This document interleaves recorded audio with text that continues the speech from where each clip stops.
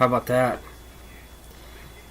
A new and improved Headbangers and Hooligans. And that is for you hooligans, because Tuesday is designated for you. As always, thank you for listening, or truly Scummalicious. Got a couple more little guitar goodies on top of that I came up with, and I mentioned it yesterday. I'm going to insert into all the shows. Hopefully everyone enjoys them. Maybe I probably enjoy them more than the people that are listening do. I mean, that's probably a fact. I get that. The things that I think are really neat, other people are probably like, dude, you're really, that shit's not that exciting. Yeah, so I entertain myself. Alright. So yesterday, with a Metal Monday, I took care of that hangover with sophomore albums. And I had a lot of fun with that. And I could have done the same thing today with the punk bands. But, nah. I had to be different, as always. And I want to do what I think is the top 10 punk album debuts of all time. And when I say all time, of all time, you know I'm getting pretty serious, right? So, let's do it. My top 10 punk debuts. We're going to get right after it. Number 10, and by the way, just like yesterday, it's no particular order. I like them all the same. But number 10, we're starting with Face to Face. Don't Turn Away, 1992, when they were a three-piece. Yeah. Matt Riddle, of course, was the bassist, who would later be in Pulley, No Use for a Name. Now he's in the Implants. I think everybody knows how much I respect him as a musician. Ted album. And it's in my top 50 of all time, and I reviewed it not too long ago. I mean, you got Disconnected, I Want, Nothing New, I'm Not Afraid, Do You Care? Like, the entire album is good. From beginning to end, it's Face to Face, such a legendary album that influenced a lot of other bands, especially with the melodic skate punk bands, if you want to use that term. Either way, great record. Number 9, Sex Pistols, Nevermind the Bollocks. Of course they have to be on here. And there's that whole debate with some people, I'm not saying everybody, is it the Ramones or is it the Sex Pistols? You know, which album is the more important album? Well, they're both important, and I love them both in different ways. I will never change the stance that I have that Johnny Rotten is the greatest punk singer of all time. And you can say that he really wasn't a singer, that's fine, but nobody will ever sound like that. We will never hear anything close to that voice. At least I don't think so. You know, the angriness and being snotty and pissy and bitching, and you know, the way he rolled his R's. It's still unique today. What do you think Johnny Rotten thinks of these fucking bands now? I know he cannot stand MXPX. I read the little interview. This was a while back, and he was like, "What? Tooth and Nail? A Christian label? Punk? What the fuck?" Yeah, and everybody knows my little stance on that band. I used to be a fan, and then as I got older, I realized, holy fuck, do these guys write some cringy fucking songs. And and I'm not ripping on Christians. Don't take that the wrong way. I just don't need to hear it in my music. It's kind of like the political thing. I don't need to hear that shit either. But never mind the Bullock, Steve Jones. You know, they say he like quadrupled his tracks of the guitar, so that's why it sounds so huge on the album. I know I fucking love it. I'm a guitarist, of course I'd love it. You know, Bodies, Anarchy in the UK, God Save the Queen, EMI, obviously it would be on here. So, with number 8, I just mentioned the Sex Pistols, obviously the Ramones, 1976. The great thing about the Ramones, there's two things that I remember about the Ramones, and for me personally, I like the Ramones, but I'm a Sex Pistols person. I just, I think, well, for me, they're my favorite punk band of the 70s, of those earlier punk bands. I like the Ramones, I just don't like them as much as the Sex Pistols. But it's okay if you disagree with me and you like the Ramones more. They're both important bands and I like them both. But there's two things the Ramones said that I love that I have never forgot. First one, and I think it was, I don't know if it was Joey or Dee Dee, I don't remember which guy, but he said, we started writing our own songs because we couldn't play anybody else's. I love that. How could you not love that? And of course, and punk rock has really changed. You know, let's be honest. It's a lot of the bands now. I don't want to say a lot.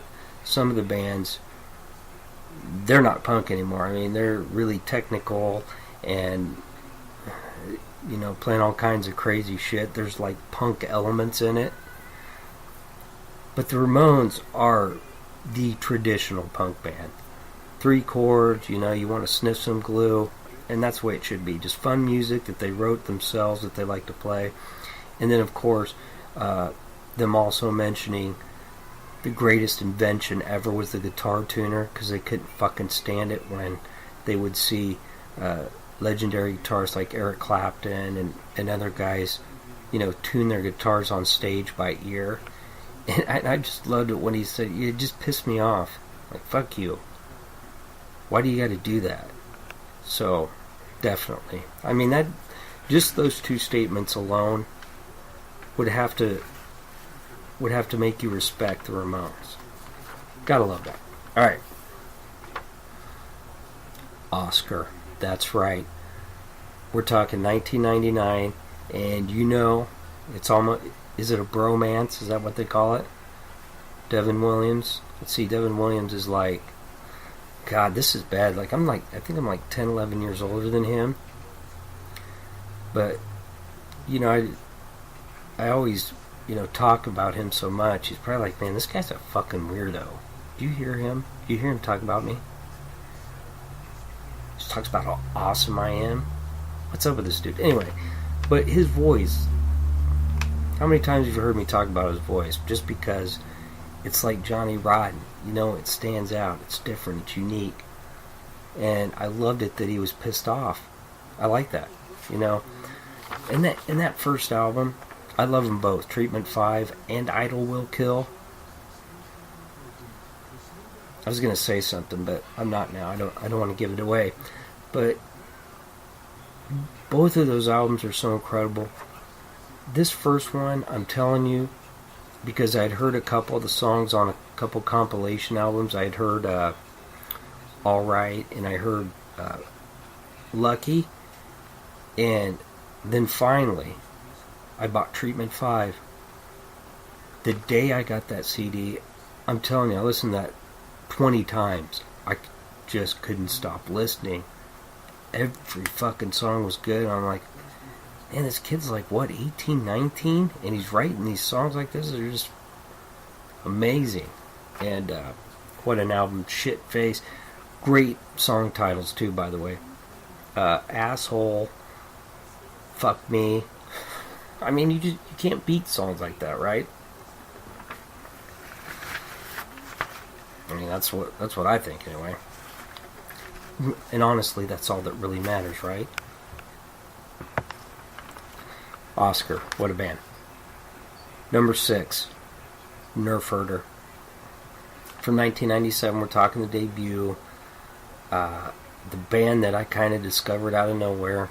I'd heard the song, believe it, and I mentioned this the other day when I reviewed How to Meet Girls. Jonathan Richman. I think that was a song on some compilation album. I was like, okay, I like that band. There's something about them. And then I get the debut, and I didn't know a lot about them other than the fact they had the Van Halen song, and they wore golf shoes, and that Joey Cape of Lagwagon had produced their album. And that, I'm like, okay, so these guys got to be good. And then I heard the songs, about it. How could you not love them? Down on Haley, Sorry, sorry I jacked off outside of your window. I thought you would never know. Sorry I had sex with your sister. Sorry I puked up on your bedspread on acid or something. I can't remember the line totally. It's awesome. And of course Van Halen. That song is just fucking awesome. And that's how you do a debut album. And the video for that is awesome too. I wish I could see a high HD version. There you go. Of that video somewhere. Because all the versions on YouTube, it's really blurry. But I love that video. They're playing in the garage. And it's kind of an inspiration to Bad Field Trip. That's right. Nerf Herder is one of the bands that inspired me to start a garage band. And then, of course, the other albums. Everybody knows I love Nerf Herder, and I guarantee you they're excited about next month with the new Star Wars movie coming out. And I can go ahead and give away a little nugget here. December, new Star Wars movie coming out. Need a new band of the month, maybe. Good idea, you think? Alright, next album, 5th album, Rancid, the debut. And I'm actually going to do a full review of the album here in a little bit on the video. 1993, and listening to this album, not that I've ever stopped, but it had been a little while since I had listened to it. But listening to all the songs again, I really forgot Tim Armstrong. And say what you want about his voice, I still hear people that tell me I can't stand his fucking voice. I don't care. I love it. It's unique. His guitar playing on this album is fucking awesome. He plays a lot of solos and little lead fills. I know it's not some kind of guitar god stuff that he's playing, but it still sounds pretty good. A lot of hammer-ons and pull-offs and really fast little quick solos. I'm telling you, I forgot how much of that he did on that debut album. Of course, it was just a 3-piece. Of course, Matt Freeman and Brett Reed. What an amazing album! And you hear these songs and it's like, it's hard to believe. 24 years ago, and you hear where it all started, and even in the beginning, no matter what, they always have those catchy choruses. In the end, that's what Rancid does. They write these 3-minute punk songs that you just want to sing all day. That you can't argue. You cannot argue that. They do write catchy songs. Alright. Number 4. And you knew this had to be on here. And this album is very, very special to me. And I am going to give away this little nugget. How many albums do I have left on my top 50 of all time? I got 6 left, right? I haven't reviewed this album yet, so that should tell you how important I think this album is. Pulley, a steam-driven engine. Holy fucking shit, this is one of the greatest albums ever recorded. And this is basically when they were, I hate to use this word, like a punk rock supergroup. Ugh. But of course you got Scott Rudinski on vocals, Matt Riddle, that bass player mentioned earlier, that guy, who still kicks ass. Jordan Burns of Strung Out on drums. You had Jim Cherry, the bass player for Strung Out, playing guitar. And of course Mike Harder, who's still in the band now. What a fucking album. You know, Seeing Different, Eyes Wide Open, One Shot, Silver Tongue Devil. Just like Treatment 5. When I first played this CD, I was just in shock. I was like, this is the greatest album I've ever heard.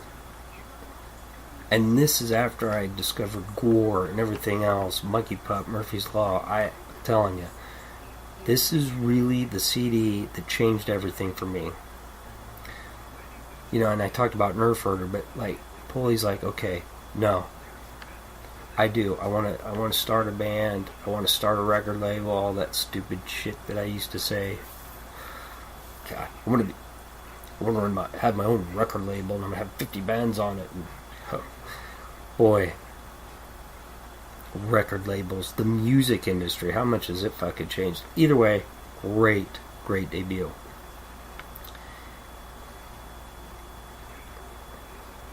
I am kind of counting these down like in order, though, ain't I? Well, it doesn't matter.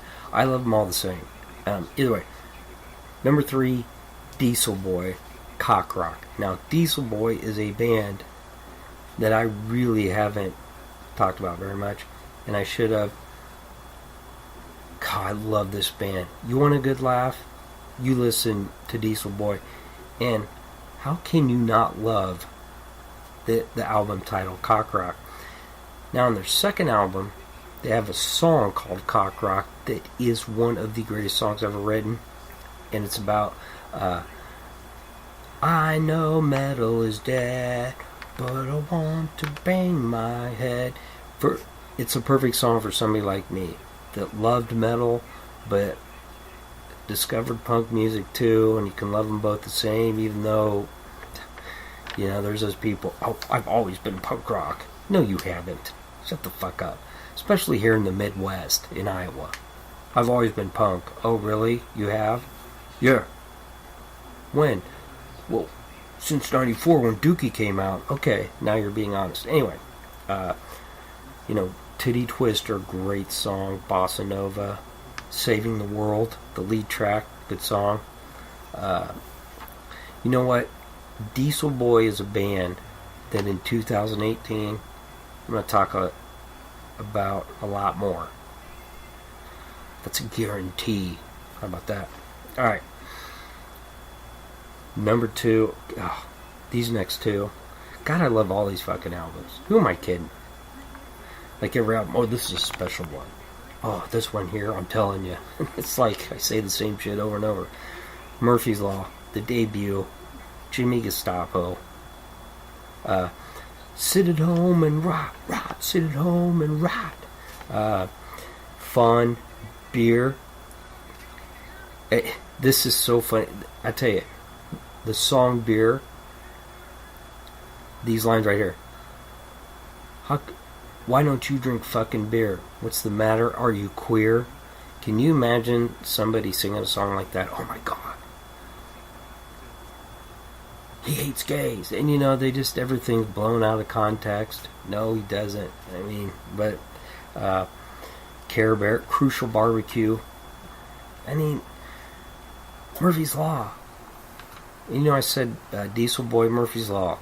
That's another band. I need to talk about them more next year. And then finally, I wrap it up with Monkey Pup, a band that I've talked a lot about. I know that. Why Can't You Take a Joke? I mean, wow. like Nazi jism, Nazi jism, Nazi jism, jism, jism. And the line in there, Chris Milne sings, jerking off those Jew boy weenies. Then there's a line in there talking about fucking Hitler's daughter, and he says, "I shot a load in your fucking daughter." Adolf Hitler, a dangerous man. I heard he got caught with his dick in his hand. What? You know, the song AIDS, and then of course there's "fuck you, fuck the world, fuck it off, he's a nerd, fuck, fuck, fuck, fuck, fuck, fuck, fuck, fuck." He says fuck about 50 times. Mr. President, I love the guitar riff in that. I mean, Danny and Stassi. I think everybody knows how much I respect him as a guitarist, but why can't you take a joke? What an epic debut album. So there you go. My list for top 10 punk album debuts. There you have it. Alright. Now I gotta work on that video for Rancid. Album review. You know how I do this. Take it easy. And if it's easy, take it twice, my friends. I'm out.